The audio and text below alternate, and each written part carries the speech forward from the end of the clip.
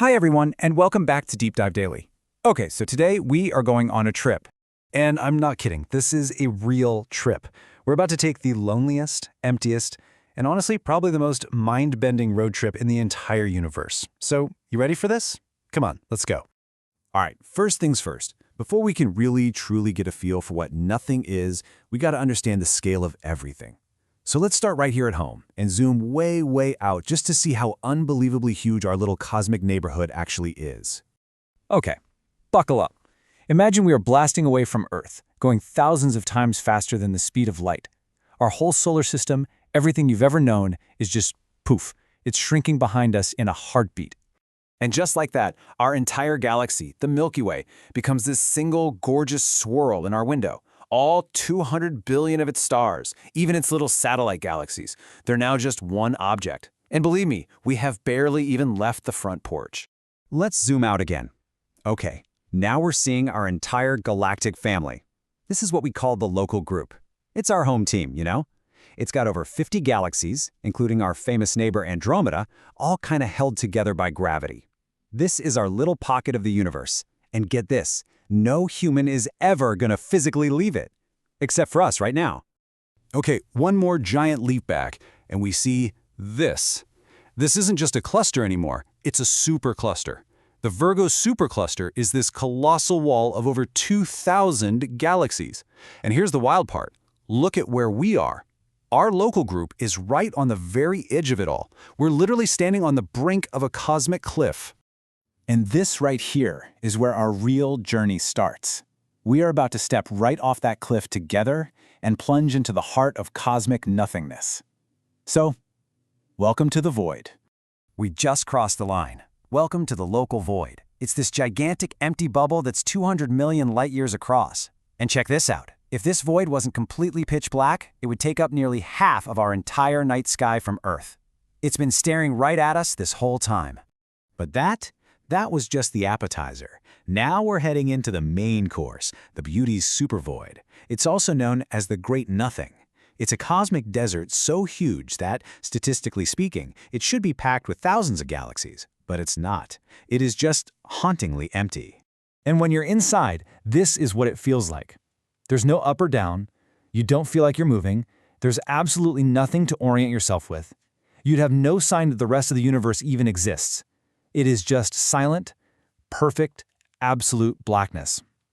This is what most of the universe actually feels like. But wait a second. Just when you think it's this inescapable prison of nothing, it turns out it's not completely empty. There are some secrets hiding out here in the dark. Hiding inside all that darkness are these faint, mysterious tendrils of dark matter. People have described them like cosmic lichen, creating this tiny, miniature echo of the huge cosmic web that exists out there. It's like a ghost of a structure in an ocean of total emptiness. And right at the tips of these little tendrils, we find them, void galaxies. These are some of the rarest galaxies known to exist.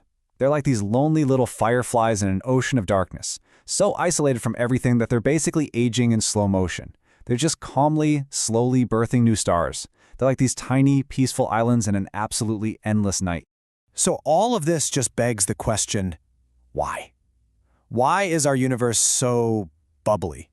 You know, why is it made of these massive webs of galaxies surrounding these enormous bubbles of almost nothing? Let's get into the science of it. So for a really long time, astronomers just thought galaxies were spread out, more or less evenly.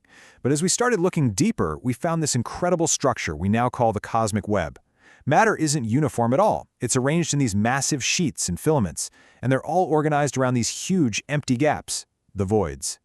So how do these voids get so empty? Well, think of it like a cosmic tug-of-war. The insane gravity from all the superclusters and filaments on the edges of the voids is constantly pulling everything out of them. And since there's almost nothing inside the void to pull back, the outside always wins. It makes the voids even emptier over time. And there's one other major player in this whole game. Dark energy. This is that mysterious force that's making the universe expand faster and faster. Now, inside a dense galaxy cluster, gravity's way too strong for it to do much. But inside a void, where there's hardly any gravity, dark energy just runs wild. It's basically blowing up these bubbles of nothing from the inside out. And that brings us to our really mind-bending conclusion. This journey into the loneliest place in the universe is also, well, it's a journey into its ultimate future. See, these voids aren't just sitting there being empty. They are actively growing. Fueled by all that dark energy, they are expanding, they are merging with each other, and they are literally breaking apart the beautiful structure of the entire universe. In the end game, well, it looks something like this. The voids will just keep getting bigger and bigger, ripping those cosmic web filaments apart. Eventually, these supervoids will merge and just take over everything, until the entire observable universe is nothing more than one gigantic, cold, dark void. The loneliest place becomes the only place. That's a pretty heavy thought, isn't it? It leaves us with one last, huge question to think about. If the loneliest place in all of existence is how it all ends, what does that say about how it all began? Wow. Okay, let's head back to Earth for a minute. What a trip that was. Hit that like button if you enjoyed this, share it around, and subscribe for more. Drop a comment below with your views. See you tomorrow at the same time.